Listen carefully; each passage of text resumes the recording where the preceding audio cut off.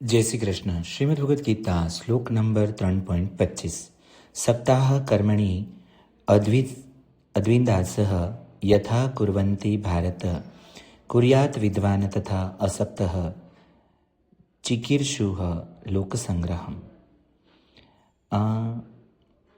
અહીંયા ભગવાન કહે છે કે હે ભારત, અર્જુન માટે હવે પહેલી વાર શબ્દ વાપર્યો છે કે ભારત.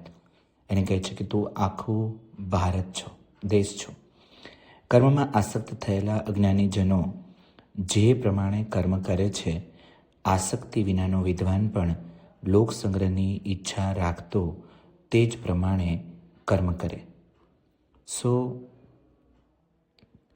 અજ્ઞાની લોકો જે કર્મ કરે છે ને એ જ જ્ઞાની પણ કર્મ કરે છે, પણ લોકસંગ્રહની ઈચ્છા એટલે લોકોનું ભલું કરવાની ઈચ્છા, લોક કલ્યાણની ઈચ્છામાં આસક્તિ વિના એ કાર્ય કરે છે.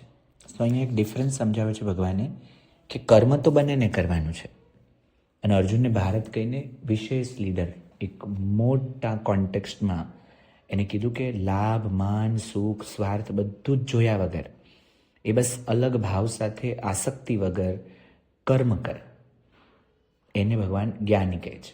એટલે બહારથી બંને કર્મ સેમ લાગશે, પણ અંદરથી ભાવ સંપૂર્ણ જુદો હશે.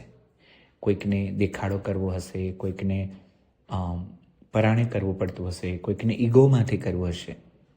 પણ જ્યારે કર્મ જાગૃતિથી, સેવાના ભાવથી ને જવાબદારીથી થાય એટલે કર્મમાં ચેતના જ સાવ જુદી હશે. જ્ઞાની અને અજ્ઞાનીનો ફરક સમજણ પડે છે. સમજદાર કર્મ કરે ત્યારે કયા ભાવથી કરે છે એ ખબર પડે છે.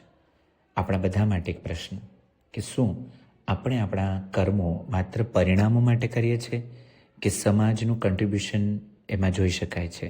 આપણા અંદરના ભાવને જોતા રહીએ કર્મ કરતી વખતે. Thank you.